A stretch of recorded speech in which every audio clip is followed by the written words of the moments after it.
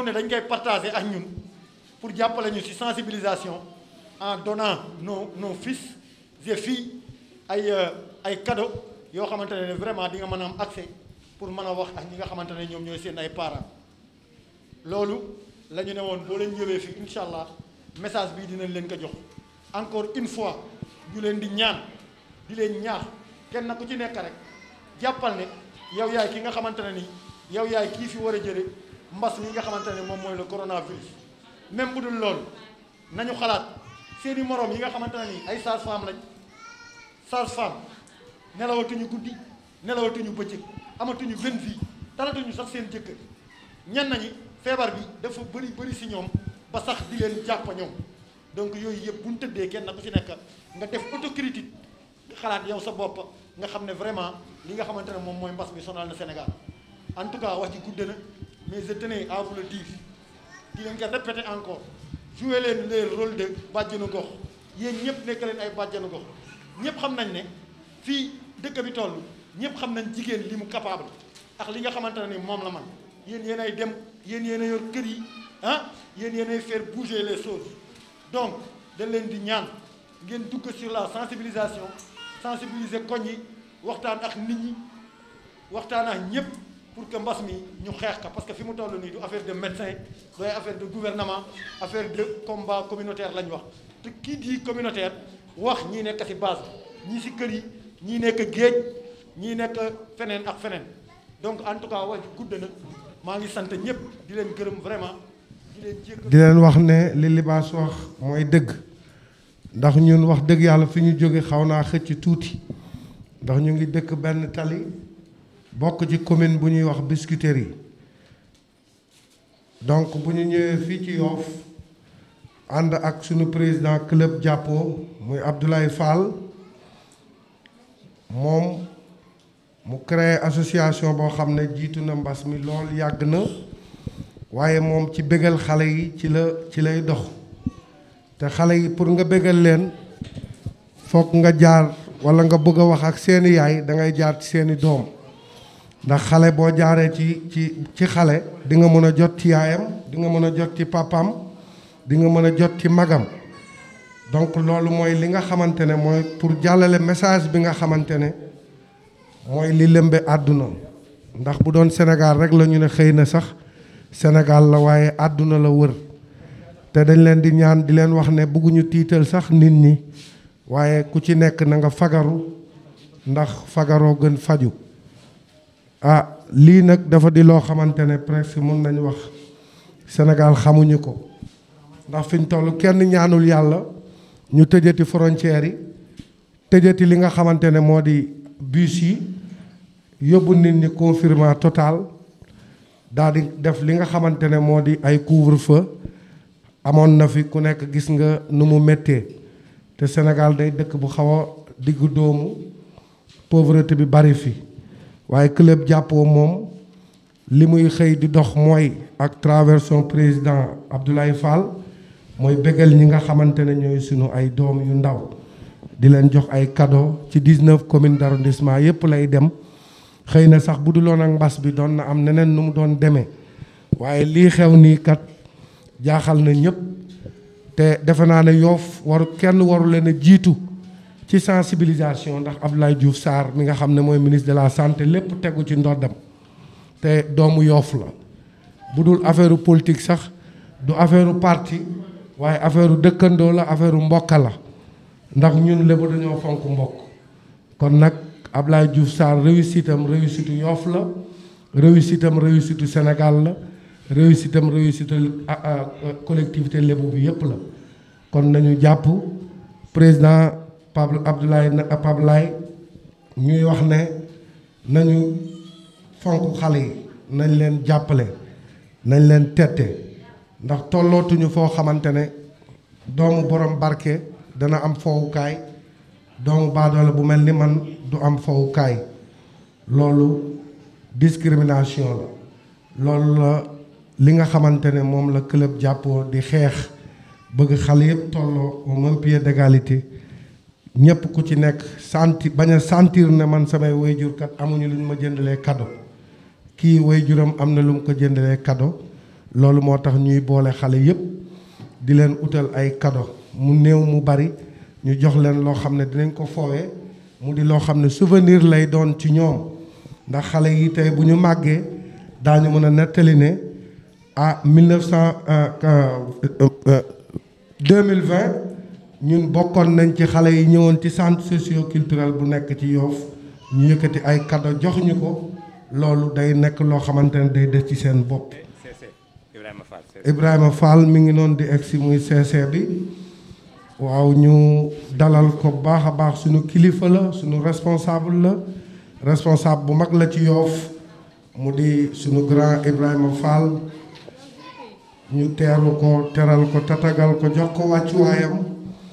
monsieur Fall ñu ngi lay jox sa wàccuwaay bu baax a baax ndax moom boo ko gisee rek gis nga Ablaye Diouf Sarr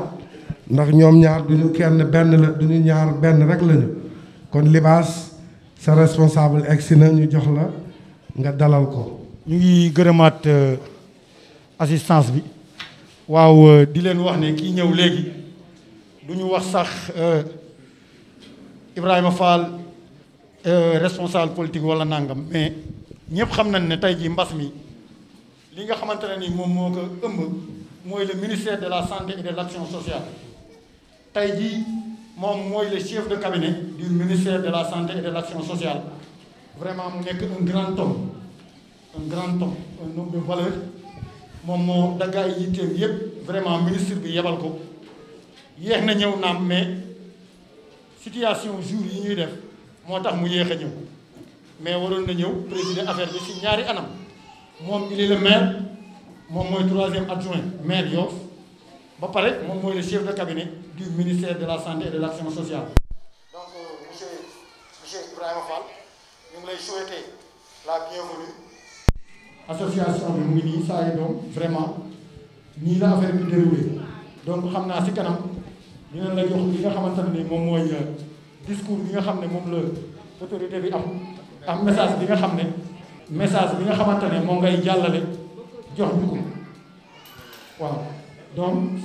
gars yi nee nañ naa la ko jox nga def ko benn yoon waaw donc association bi moom day baax tuuti itam aussi ñu defaat benn arrière tuuti parce que tubaab bi nee ne la répétition est pédagogique dafay baax tuuti vraiment ñu defal la nga gën a comprendre li nga xamante ne moom mooy le but de l'association. pour cela ak si sa autorité dal la koy ñaan nga permettre ma ko ma joxaat ki nga xamante ne moom mooy la secrétaire générale mu gën la expliquer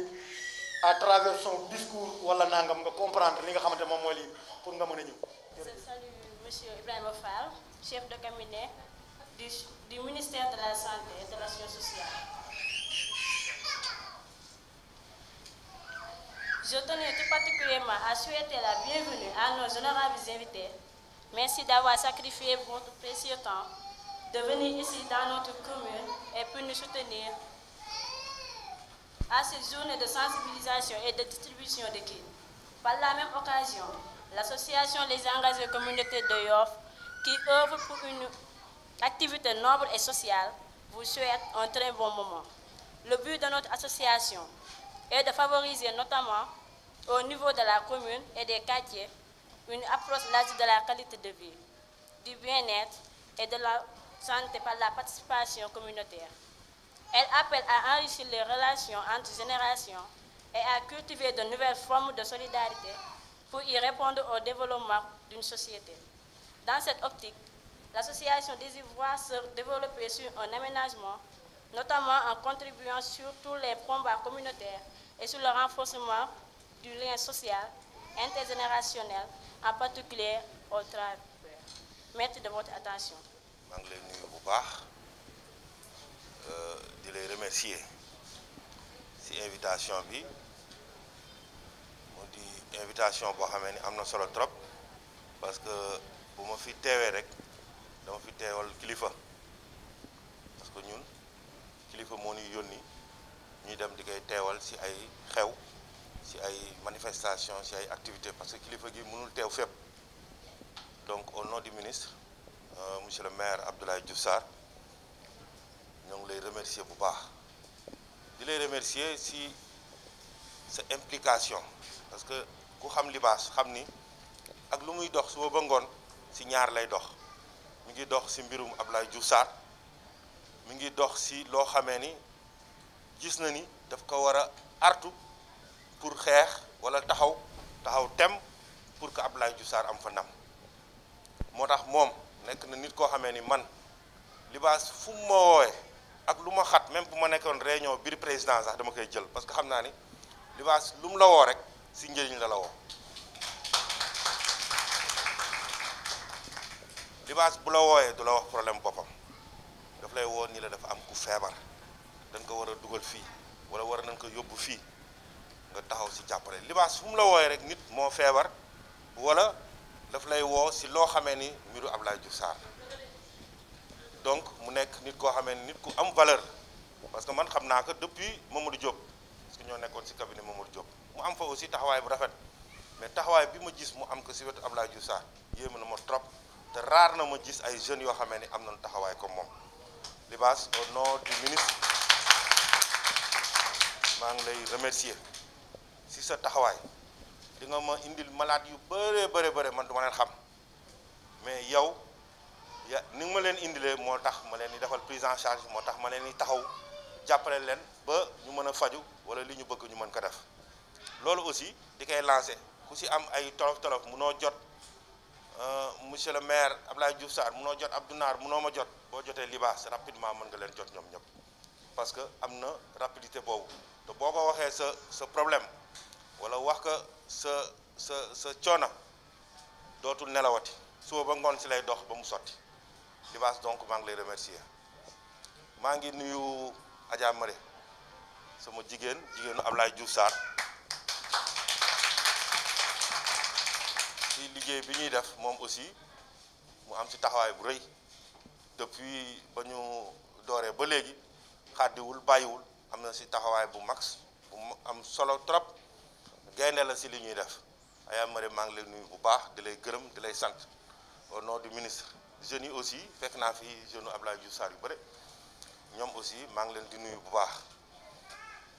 bi ma ñëwee dëgg-dëgg dama am loo xamee ni dama ko remarqué te loolu dafa am solo ci ñun li ñuy def boo ñëwee ci bërëb remarqué bërëb bi ñi ci ëpp ay jigéen lañu ñi ci ëpp ay xale lañu war nga am espoir parce que loolu mooy espoir mooy nga fekk ay gone ay jeunes ak ay femmes parce que réew mi ñoom ñoo ko yor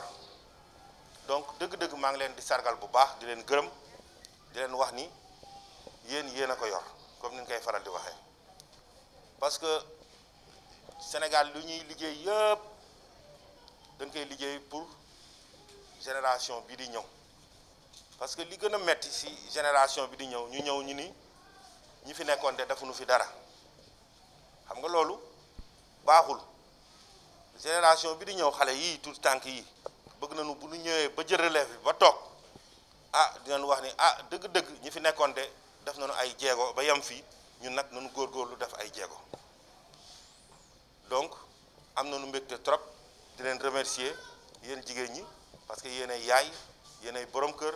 yéenay yendu yéenay fanaanal yéenay yore lépp donc leen di gërëm di leen sant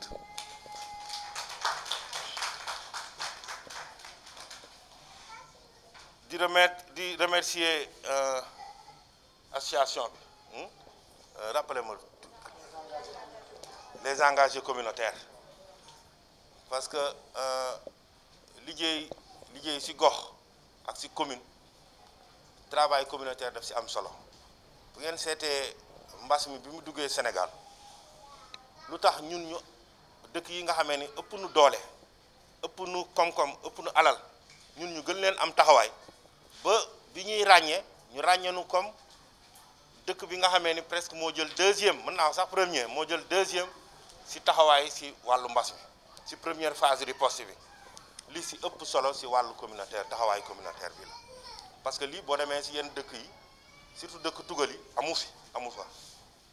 ku nekk sa bopp ku feebar dem hôpital mais lii ngeen di def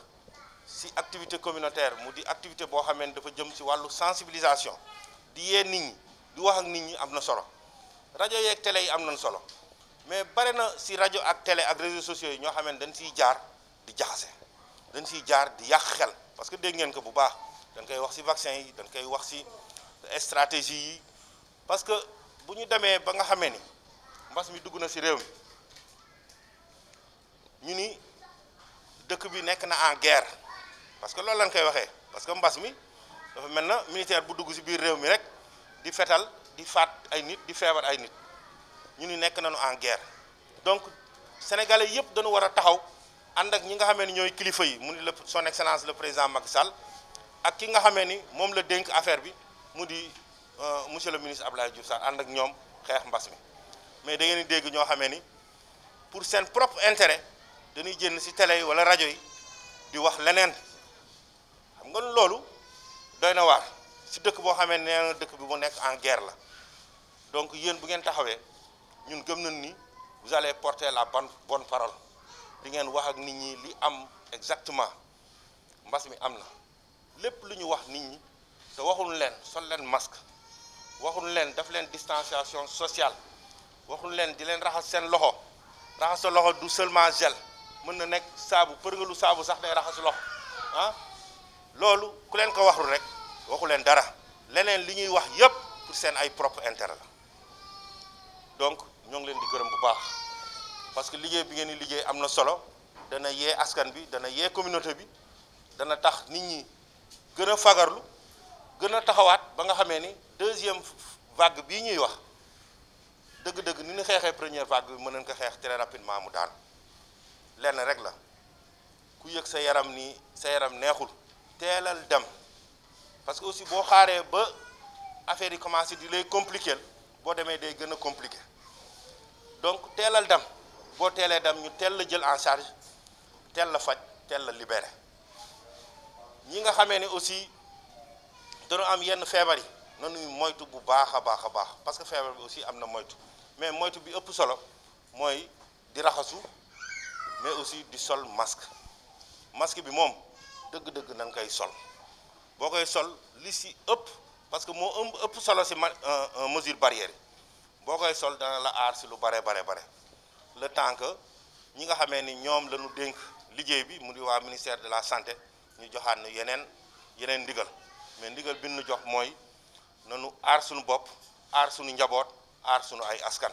si taxawaay bu mat sëkk mooy di sol masque di def distanciation sociale di raxas suñu ay loxo di setal donc loolu am na solo trop donc yéen bu ngeen si nekkee dañ leen di gërëm bu baax surtout mu nekk ay jeunes yu si nekk parce que loolu dafa am solo li ngeen di def nii am na solo trop da ngeen koy def pour ay génération di ñëw surtout yéen a mën a wax ak jeunesse bi parce que Sénégal ni mu tëddoo mooy à peu près li ëpp si ñi nekk si Sénégal ay ndaw lañu donc ndaw yi ñoo war a jël en charge yenn taxawaay yi comme lii ngeen di def nii sensibilisation communautaire ndaw yi ñoo mën a wax ak ndaw yi parce que ñoom am nañu langage boo xamee ni bu ñu waxantee seen biir langage bi dana jàll xëy na man bu may waxanteeg benn ndaw xëy na langage bi di jàll mën naa toog une heure de temps di koy expliquer alors que yow peut-être boo koy wax ak moom ñaari baat rek mën na comprendre donc li ngeen di def am na solo trop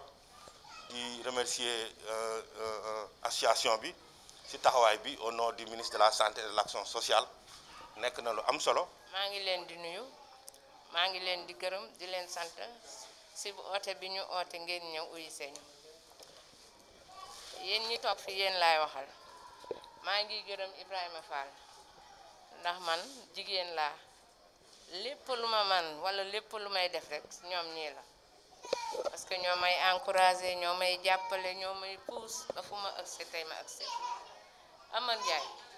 yow sama rakk nga sama càmmeñ nga sama lépp nga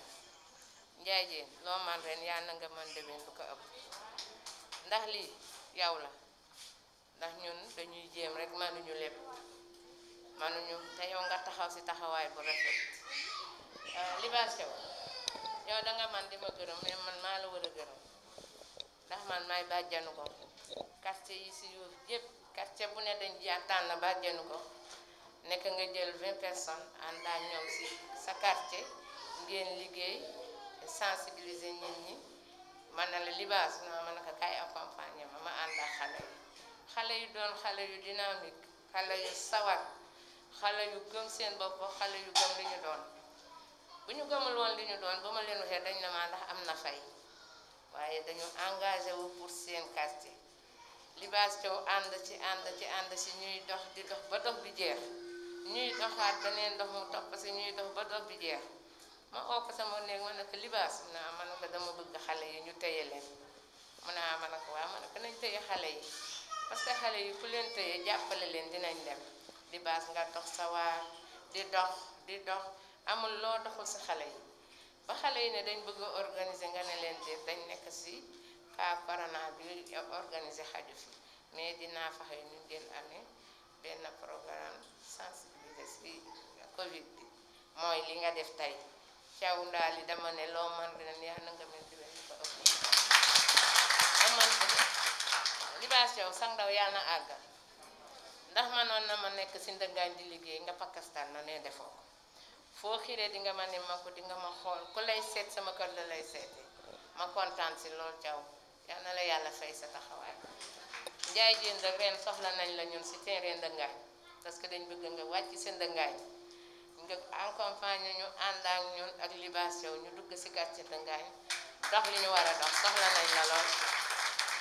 man de sama wax du gudd ndax du manuma wax daal damay jéem dama ne ku ne gis na li si dëkkat yi ku ne corona amul waxoo dëgg te ñun ñoo war a jëkk xeex bi ndax Abdoulaye Diouf Sarr lu mu man def na ko lu mu man wax na ko Diouf Sarr ku ko gis sa xam ne sonn na mais gor la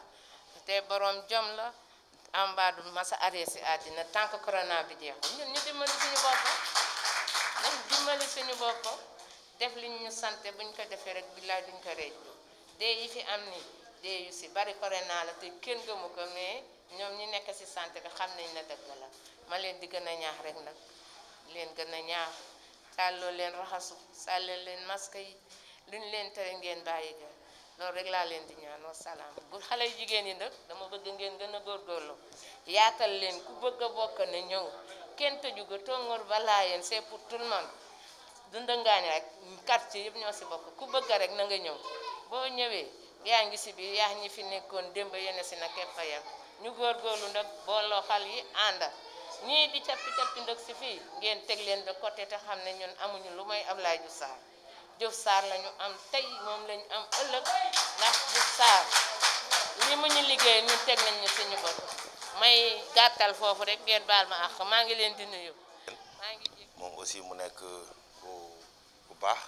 ku am taxawaay si liggéey bi ñuy def dama bëggoon yokk si kaddu yi ma wax rek ni bu leen fàttee ñaanal ki nga xamee ni mooy sunu kilifa monsieur le ministre monsieur le maire Abdoulaye Diouf Sarr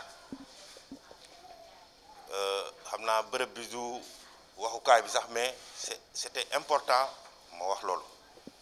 parce que ñun ñi ànd ak moom biir Ndakaaru di ànd ak moom bitim réew ak si yeneen réew yi nekk biir Sénégal dëgg-dëgg dañuy am fierté bu ñu gisee ku dëkk Yoof am taxawaay bu mel nii parce que boo amee sa mbokk am sa xarit am ku la jege am koo xamee ni yéen a bokk gox mu am yenn taxawaay am na loo xamee ni da nga koy yëg sa biir yaram bu ko ñeneen ñi di wax si moom am leen fierté bu mag a mag si seen maire bu leen kenn ñëw wax wala mariirandoo ba yóbbu seen xel am leen fierté ni leen ki ngeen àndal ak ki ngeen nekkal ak ki leen jiite am leen fierté bu mag a mag si moom li muy liggéey réew mi gis nañ ko réew mi yëpp a ko naw xeebul boppam amul taxawaay boo xamee ni day moytu amul taxawaay boo xamee ni taxawaay bi day yoxi am na taxawaay bu mat sëkk ba ñu ràññee ko si biir réew mi donc am leen fierté si moom gis ngeen bu baax Yoof ni mu meloon Yoof démb ak Yoof tey waxuma Yoof démb histoire de mais Yoof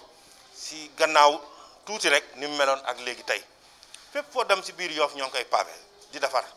defaraat mais kooku c'est le maire xam nga kooku ñu gis kaa ñàkk gis chaque jour mi ngi soucié wu li am si biir Yoof mi ngi defar mi ngi dem aussi parce que un maire du toog maire yi rek budget bi parfois mënul régler dara un maire li ñu lay soxla mooy sa portefeuille xam nga portefeuille mooy lan mooy boo génnee sa carnet d'adresse ni xam naa kii moom nag xamante yooyu mu am permettre na ko muy dem di jëli di indi jëli na Promoville indi mu tabaxal na sunu pont yi ngeen pont bi moo dàq si pont wu Dakar te pareegul xaaral ba mu pare ba place Mamadou Diop pare xam naa place Mamadou Diop bu pare sax genre yu mel nii foofu lañ ko fay defee parce que dana taaru dana am yaatuwaay bu mat sëkk te dana rafet si liggéey bu mel nii dem na indi projet FERA projet boo xamee ni mooy defaraat tali yi loolu moom moo ko dem xëcc indi dem na indi lu mu tudd Ageroute boo demee boor Nord Foire ñooy defar tali yi dem na indi PACASEN moom mooy defar pavage boo demee Jàmmalaay moo defar pavage Nord Foire Ouest Foire maire loolu lañ koy soxla maire bu yaakaar ni budget moo lay liggéeyal sa maire yi di nga fi toog ba sonn doo liggéey dara parce que gis nañ fi koo xamee nekkoon na fi maire jéem na si budget mais mënu ko woon waaye maire mooy li may waxaat rek jàpp leen ni maire xel ak xam-xam ak portefeuille moo koy liggéey comme Libaas li muy def Libaas maire la Libaas day yeewu suba jël téléphone am wootee faj benn malade wootee régler benn problème loolu mooy maire Abdoulaye Diouf Sarr nag fi mu toll dëgg-dëgg nan ko taxaw jàppale ko mi ngi liggéey yoof mi ngi changé yéen ñëpp a ngi koy gis ku dugg si yoof ñeenu ku dugg si yoof ni atuwaar fa kàllakaar bu ñu bàyyi kenn ñëw parce que élection la ñuy waaj a dem moment bii la gars yi commencé di ñëw ku nekk di wax ni seen maire lu mu leen liggéeyal seen maire nii seen maire am leen fierté si seen maire ngeen gis kaak ñàkk gis mi liggéey chaque jour ngeen gis xale yaa ngi nekk si tali di liggéey di defar ba mu baax génération bi ñoom woo ko war a porter yéen a ko war a porter les jeunes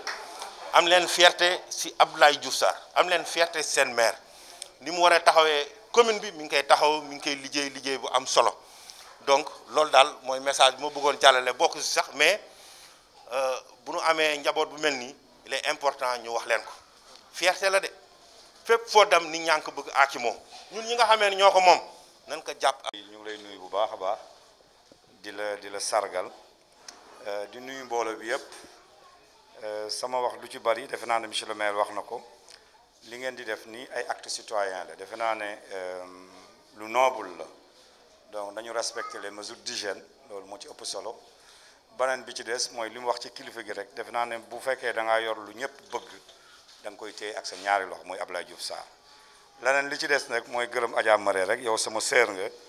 ma lay xamal ne loolu ngay wax noonu man jël naa boobu engagement incha allah daanaa wàcc si ndëngaañ ci sama quartier ma bokk ak yow sur le plan politique wasalaam jërë ngeen jëf. mais kii jàmbaar la de jàmbaar bu mag a mag mi ngi nii Ablaye Fall te yàlla dafa def mu bëgg Abdoulaye Diouf Sarr si biir xolam ku xool page Facebook am chaque jour day publier Abdoulaye Diouf Sarr Abdoulaye Diouf Sarr def ñàkk def chaque jour mu publier. waaw salaamaaleykum mbooloo mi yéen ñëpp ñu ngi leen nuyu di leen ziar di leen jox seen wàccuwaay di wax ne kontaan nañ trop si teewaay l'association Les Engagés Communautaires de Yoff remercie les autorités suivantes ku si mel ni monsieur Abdoulaye Diouf Sarr maire de Yoff et ministre de la santé et de l'action sociale ku si mel ni monsieur Limamou Thiaw Laye nommé Libaas Thiaw ku si mel ni monsieur Babacar Meng chef de cabinet du maire ku si mel ni Adja Marie Ndiaye Diop responsable politique APR macha allah ku si mel ni monsieur Ndiambe Diop service de l'administration et de l'action sociale d'Antec monsieur Ousseynou Diom chef d'entreprise madame Yacine Diagne conseil municipal de Yoff monsieur Ngala Meng président des pêcheurs de Yoff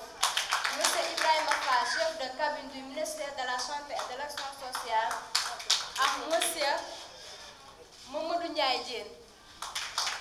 directeur d'engagement urbain merci beaucoup ñu ngi leen nuyu encore une fois di rafetlu trop ne kontaan ne trop seen teewa parce que déplacement neexul kontaan ne trop et bonne fête de Noël à tous. Aboubacar ñu ngi lay dalal jàmm biñ organiser suñu association ba tey ñu ngi si gis sa taxawaay ñu ngi si gis sa teewaay kontaan nañ trop si yow luñ la def rek am na luñ bàyyi kontaan nañ nag trop ba bés ñi ki tey ñun waa association engagé communautaire ñoo la def suñu parrain d'honneur jërëjëf ndag lii kontaan nañ trop. waaw asalaamaaleykum mbooloo mi tout d'abord dañuy jéggalu ci retard bi di ñaan vraiment ñu muñal ñu jéggal ñu sa activité yi moo bëri vraiment am fu ñu kilifa gi yebaloon xalaatuñu woon ne sax heure bi dinañu fekk pour ñu ñëw teewe li nga xam ne moom mooy programme bi vraiment dañuy nuyu ñëpp di nuyu kilifa yi nekk ci ginnaaw seen naa fi maire Maré ak la jeunesse yi ànd ak libaas di liggéey ci lii di nuyu assistance bi terminé nuyoo bi ci ñi nga xamante ne ñoom ñooy les engagés communautaires de Ndëngaañ la wala de Yoff les engagés communautaires de Yoff man boobu moo may gën a neex parce que bu ñu nee Yoff rek sama xel day dem ci sama kilifa muy Abdoulaye Diouf Sarr maa ngi koy nuyu bu baax di ko ñaanal yàlla li tegu ci kawam yàlla na ko yàlla tegg ci nu mën a gën a gawaay di nuyu sama premier adjoint monsieur Abdounar Mbeng ak équipe bi nga xamante ne nii moom la ñu àndal yépp nee nañ ma Ibrahima Fall le 3e adjoint mu ngi fu woon ñu ngi koy jox wàccuwaayam tey vraiment dañu kontaan trop am pincement ci suñu biir xol parce que li ñu naan Yoff dafa bëri ay doomu aadama yow bu ay xale jigéen jógee nii am engagement ba tudde seen bopp engagé jël lu toll ni seen association def la le parrain d'honneur vraiment loolu dara gënu ko rëy kon ñu ngi leen di gërëm di leen sant man nag dama am kilifa goo xamante ne nii wax dëgg yàlla cër bu ma am rek moom moo ko moom kon jël naa cër bi yëpp delloo ko ki nga xamante ne nii moom mooy le ministre Abdoulaye Diouf Sarr mu nekk le parrain d'honneur de l'association des engagés communautaires de Yoff di leen xamal ne ñu ngi seen ginnaaw tey suba ginnaaw suba lépp loo xamante ne nii yéen a ngi koy def rek te yëguñu ko jàpp leen ne baaluñu leen ko ñun aussi lépp lu ñu organiser ti xamal leen ne am ngeen ci wàll wu rëy yàlla boole nañu ñoo bokk lu ñuy liggéey kon jàppaleen ne ñun ak yéen ñoo bokk fi mu ne nii lépp loo xamante ne nii ñu ngi koy entreprendre complémentarité la ñuy dund ak yéen lu ngeen ñu mën a dollee leen ñu ko ñun lu ñu leen mën a dollee ñu dollee leen ko fépp fu ngeen nekk rek jàppaleen ne le ministre maire Abdoulaye Diouf Sarr mu ngi seen ginnaaw dina leen jàppale dina leen taxaw di terminer nag par féliciter Libaas wax dëgg yàlla am na mérite Libaas am na mérite parce que gis naa coaching bi nga xamante ne nii moom la nekk les engagés li ñu naan lépp mënuñu ko wax fii mais ku xam Libaas xam ne lii nii du lu bees si moom kon Libaas ñu ngi lay jaajëfal di la gërëm man de politique booleetuñu politique boolewu ma ak Libaas dañu bokk si deret ba pare ànd bokk si politique mu am benn amitié boo xamante ne juddu na sama diggante ak moom et puis mu nekk lu ma gëm lool parce que jamono day toll foo xamante ne nii boo seenee Babacar da ngay seen Libaas donc ñëpp dañuy xam ne Libaas Thiaw ak Babacar du ñu ñaar kenn lañ kon lu Libaas nekk suba ba ngoon rek Libaas damay ñëw taxaw si loolu ànd ci ak moom rawatina ma gis sama yaayu bopp maire Maré Ndiaye mu nekk seen ginnaaw aussi di leen accompagner kon man lii sama yëf la bu nekkee sama yëf nekk na yëfu premier adjoint Abdounar Mbeng nekk yëfu ki nga xam ne moom mooy suñu kilifa muy Abdoulaye Diouf Sarr kon la jeunesse la coordination action jeunesse dama leen di ñaan ngeen lëkkaloo ak les engagés communautaires accompagner leen gunge leen ci liggéey bi nga xamante ne nii moom la ñuy def ba ñu am si une réussite totale je vous remercie